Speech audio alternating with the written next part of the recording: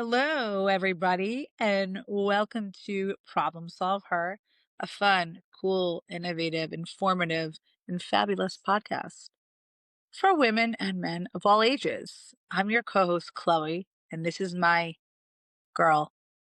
Dagmar This is and in the Freddie. house, Dagmar and and Freddie. Freddie is in the house. Oliver's not. He's taking in Yiddish. I don't know. This is almost like a German word. It's called schluffy. He's taking a schluffy. Okay, schluffy is in Yiddish. Is like taking a little nap. We would like to take a moment in this episode to thank our sponsors. Palm Beach Dog Academy is located right here in the heart of sunny South Florida. Founded by Jeff Nelson, who did his training at the Harvard of Dog Training Academies at the Tom Rose School in Missouri. I can say firsthand that Jeff not only has the credentials and the experience, he knows how to train dogs properly. He trained my beloved Oscar, our furry favorite guy who lived till 19 years of age. For more information about Jeff's packages and his academy, please visit palmbeachdogacademy.com. I'm trying to be all demure today. I'm doing my Dagalicious. We try new things on here. We go with the flow. We're organic and we're natural. It should be fun. I mean, life should be fun, learning should be fun, growing should be fun because you become better.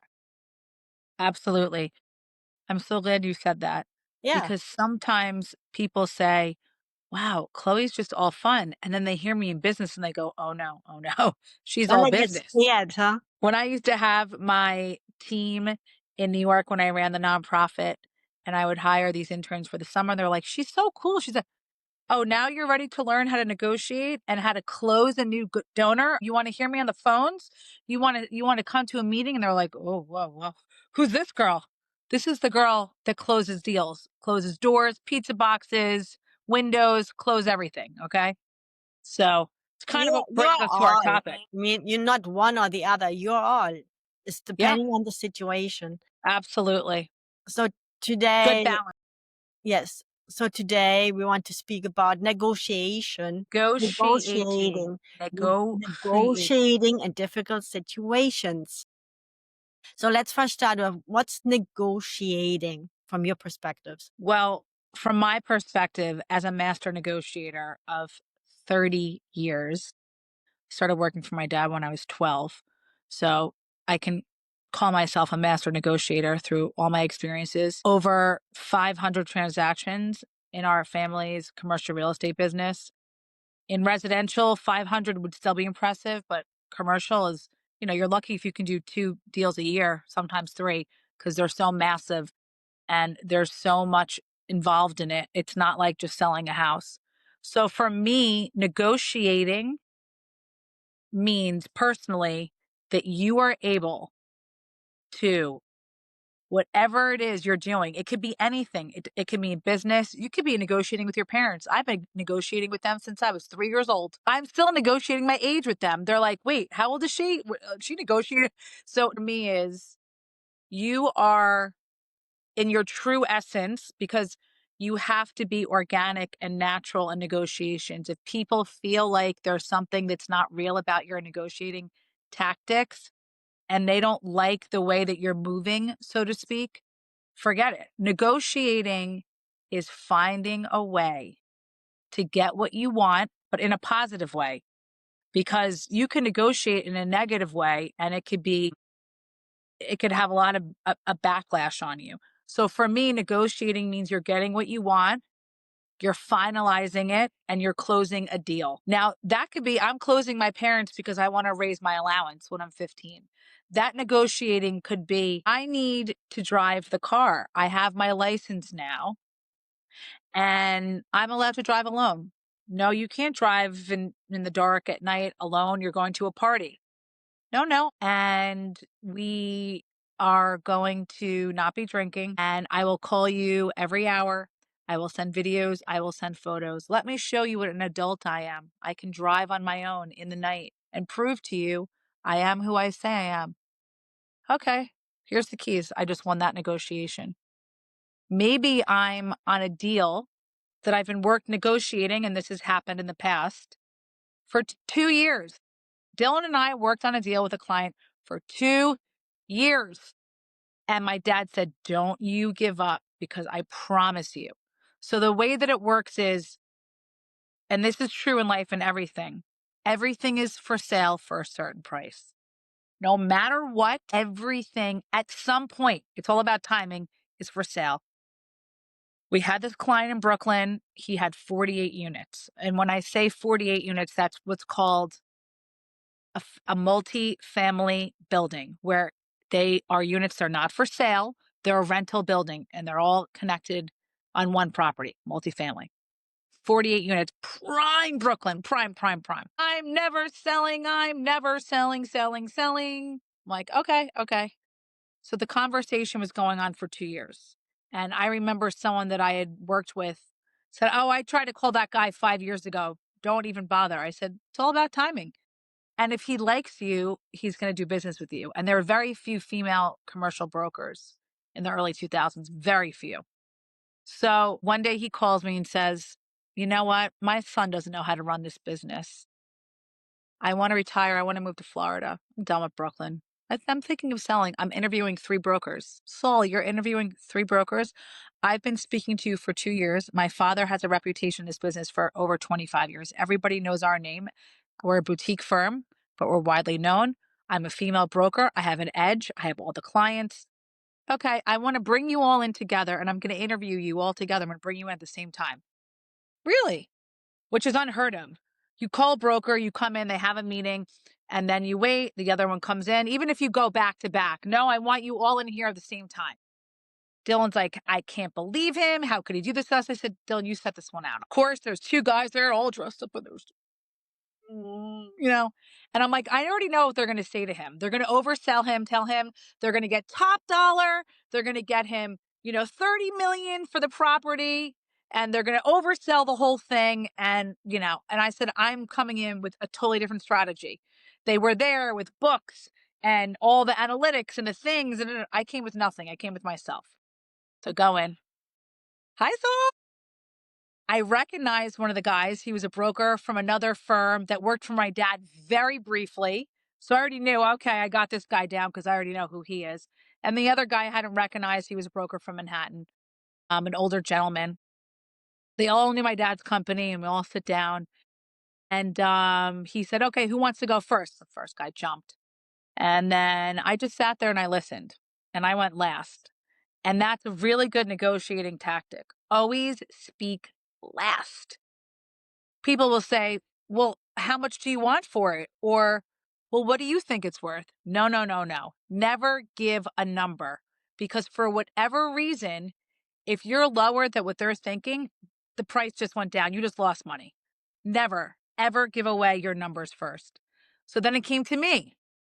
Chloe, why do you think I should give you this listing? Well, Saul, I've patiently waited for the last 2 years to potentially work on this sale with you. I come from a family business. I know it inside and out. I'm not here to oversell. I'm not here to tell you you're going to get a number that we cannot achieve. The market speaks for itself.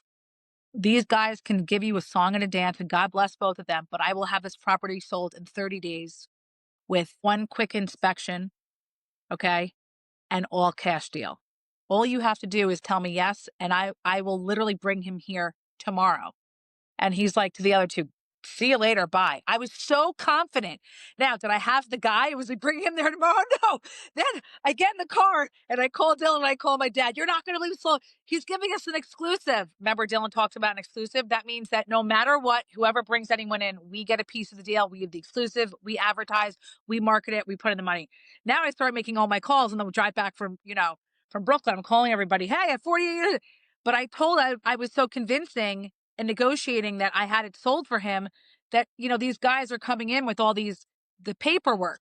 Oh, look at this, and look at the comps in the neighborhood, and this is what we're going to sell. You're going to get highest price per unit ever sold in Brooklyn. No, no, no.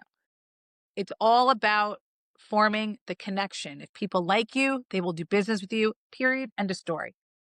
So I had an hour and a half drive back. There was so much traffic to Long Island. By the time I got back in the office, it was like 4:30. We had 3 buyers. True story. 3 buyers.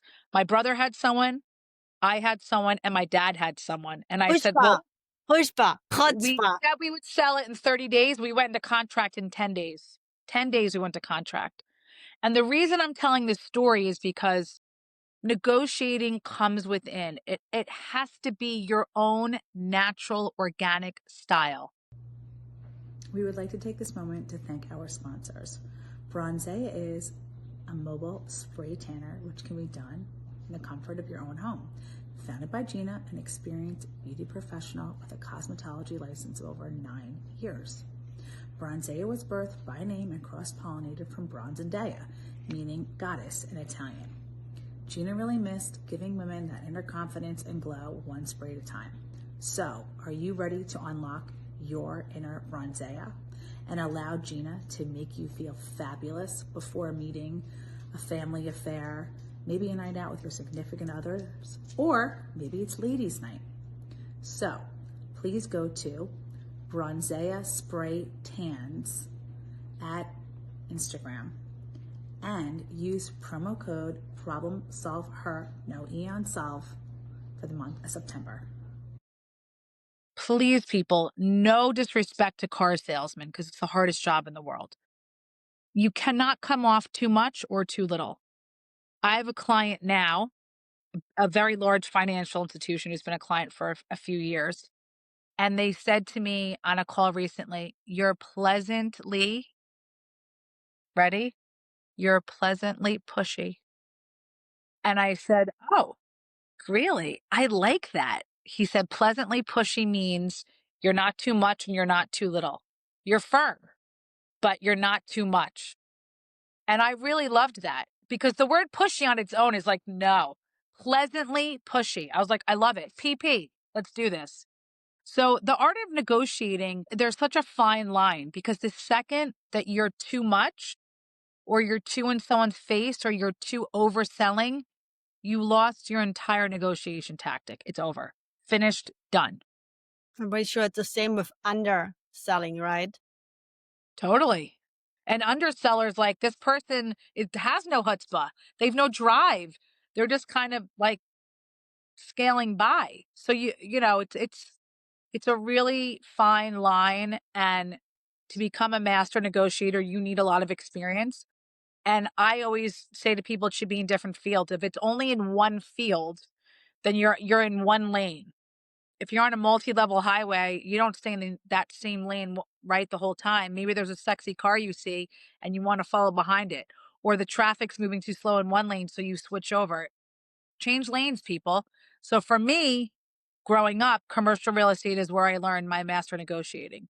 Then I ran a nonprofit for years and to raise money and fundraise and strategic partnerships and doing special events. So I'm taking all of that and then I'm like, this is how I'm a master negotiator because it's been in different fields. You did luxury products too. Absolutely. I did. And that is how I have a few really big international clients right now. One in private aviation. It's the biggest in the world. I did some digital marketing campaigns with them, last year. And then I have the biggest, aside for the Bank of China, the biggest bank in the world as a client that I do a few events with a year. And those were all long-term plays. The financial institution, I worked with them for almost a year and a half before I did my first sponsorship deal with them. So it's all about the long-term play. If people are looking, it's like a cheap date. Okay. If that's all you're looking for in and out, good luck, people. It ain't going to happen. So the art of negotiating for me takes time to really understand the craft. I can't teach someone to be a master negotiator overnight. They would have to be a long-term client. I can teach some skills that will help you to achieve short-term goals to becoming a great negotiator, which then in turn equals a closer. Because if you're not a really good negotiator, you're not closing. You have to go all the way. You have to close. If you don't close the deal, don't tell me you know how to negotiate because you can't. Right. We would like to take a moment to thank our sponsors. Cafe Bastille originated in Miami, now has a location in downtown Fort Lauderdale for almost 2 years.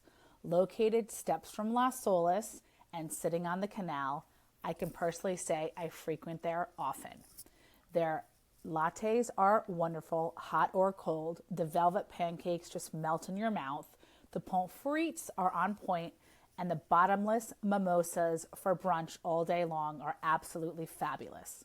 For more information, please go to cafebastilledowntown.com. But at the end, you didn't learn it overnight either. I mean, No, of course not.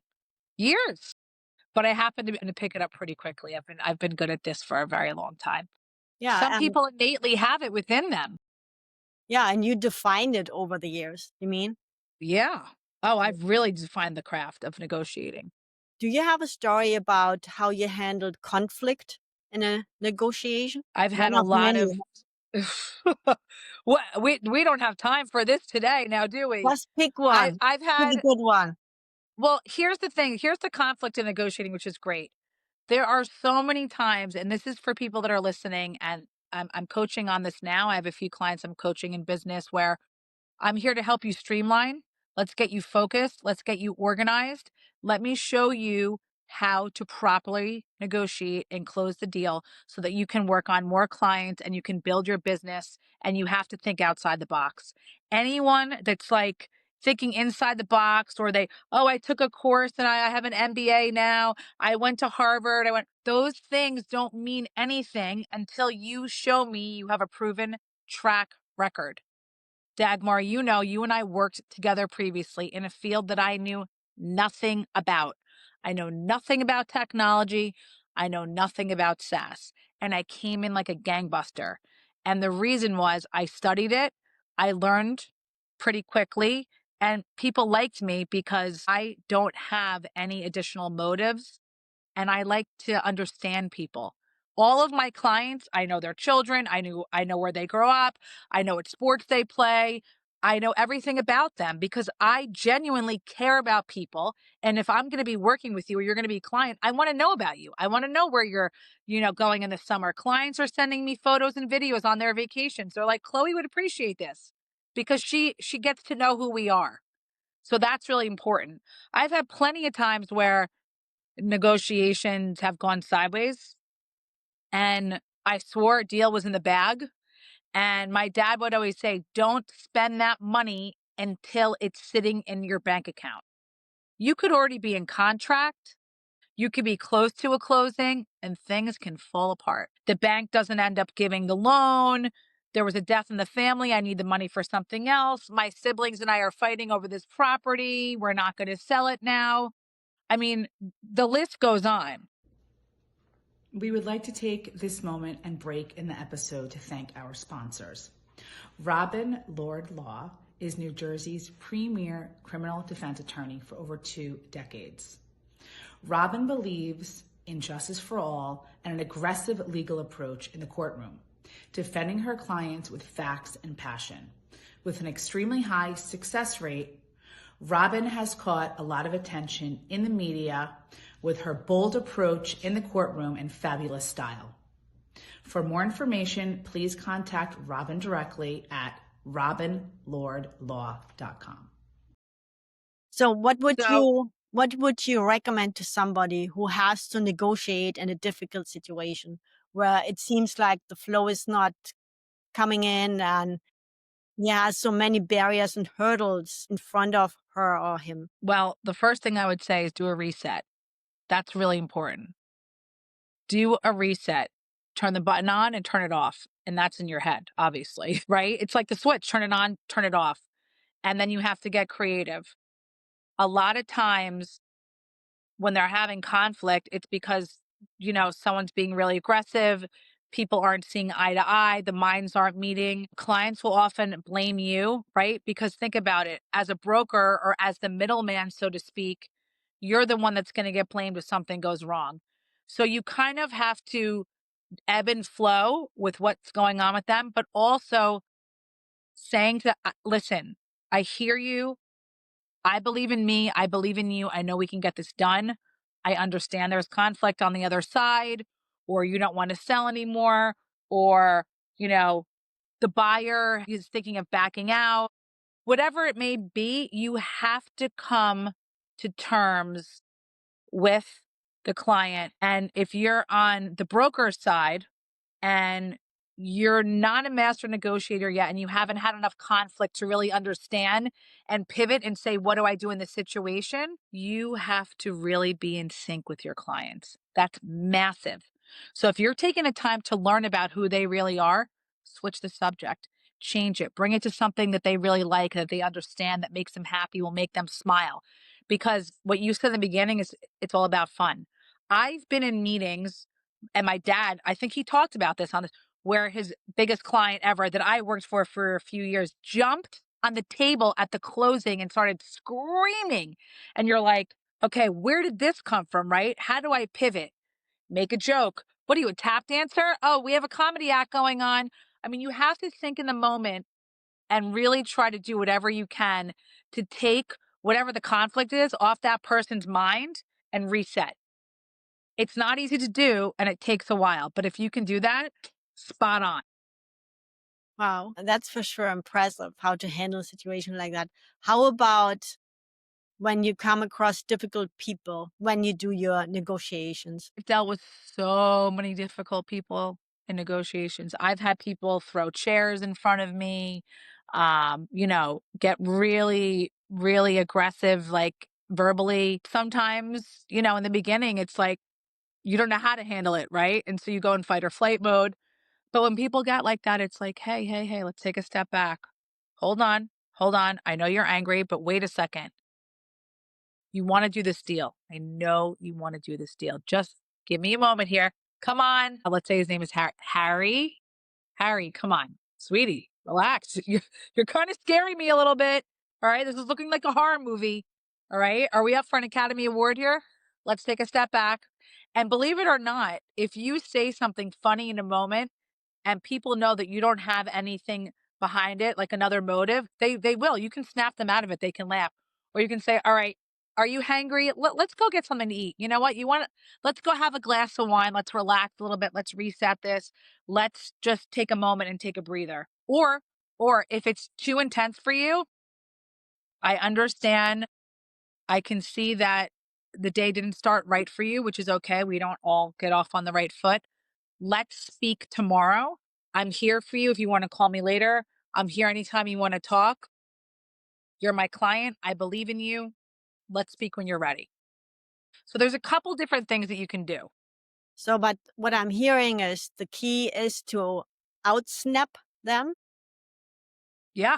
You have to be 5 steps ahead always with difficult clients, because especially if they have a lot of money and they're really smart in business and they're savvy and they've been doing this for a long time, they don't want someone to come along and tell them what to do or how to do it. And who are you, right? So it's like, no, I'm here to advise you. I'm here to give you suggestions. I'm here to hopefully, help you monetize and grow and make more money. I'm younger than you. I'm coming from a different perspective. Hear what I have to say. So you have to be really careful on how you do that. But if you're doing it the right way, it should work in your favor. Awesome. How about mediation compared or versus negotiation? Did you ever have to bring in a mediator in a situation? Nope. Honestly, no. Dylan? I Believe it or not, we are the ones. I think Dylan spoke about this also. You become their therapist, their mediator, their financial advisor, when you have clients, especially if it's like a long-term client, someone either you've already done business with or maybe you haven't, but you've spent a lot of time with them and they trust you, you don't have to do that. You become all of those things. But maybe sometimes you bring in someone else that you work with. So for instance, I had a client, a very difficult client years ago, an older gentleman, but very wealthy, didn't want to hear what anyone had to say, especially a woman. So I would bring my dad to every meeting I had with him in person, I brought my dad because my dad had more knowledge at the time and my dad was respected in the business and my dad was the best at diffusing any situation where people would, I'd be in meetings with him and my dad go, whoa, guys, what's going on here? Hold on. Whoa. Like kind of call people out instead of sitting there all tense and what's going on. And then everyone would, maybe crack a joke so he was really good at that and knowing how to deal with these old school cats because they're coming from a different mentality. And a lot of them grew up with nothing. They came here after the war. They literally came from Europe, got their papers, started with nothing and made a lot of money. But because they started with nothing, we're always so scared that they would go back to nothing. So when they were doing deals and money was involved, sometimes we'd be working on 30, $40 million deals. And the negotiation and the conflict would come down to like $100,000. Who's paying this transfer fee? It's like $100,000. It's like $40 million on the line. So, it depends. It varies on the situation. So would you say that humor is an important part in negotiation? Huge. Anything I've ever negotiated, which was a major deal, there was always humor involved. What Always. do you do if you don't have that naturally? Humor. I mean, people are going to have to go online and like take some comedy classes. I'm serious. This is part of the problem with negotiating and closing deals. If you're too serious, right, and you come off stale, people are like, "Wake me up when the pitch is over." You have to bring humor. You have to bring a sense of, life's. Listen, we're not brain surgeons here. We're not solving world hunger, although I'd love to. We're negotiating. We're doing deals. Let's have fun. And you should, always come with a smile on your face. And again, really know and understand your clients. The more you know about them, the more you know how to deal with them when conflict comes up. That's awesome. That's awesome. So coming to the end of that episode, do you have one message you would like to share with our listeners? Like one main tip, one main thing about negotiation, if they are thinking about it to learn more, thinking about it to improve, if they need it business-wise, job-wise, or what you said, perhaps now with the holidays coming up and the family, right? Where do we have the party? What do we eat? What's the decoration? Everyone gets so crazy. Well, first of all, I'll say this. Dagmar and I are here to coach you in different areas. We work together. Like we have a client right now we're working on together, but because we do different things, and then individually. So you can find us on ProblemSolvHer.com, no E and solve, and see about our different offerings. And we're on Spotify, YouTube, and Apple Podcasts, Instagram. And yes, the holidays are coming up, and a lot of people try to do as much business as they can before the year ends because a lot of people go on holiday. Like everything's shut down for 2 to 3 weeks. So everyone's trying to get in those last, deals. And I know because I've been there.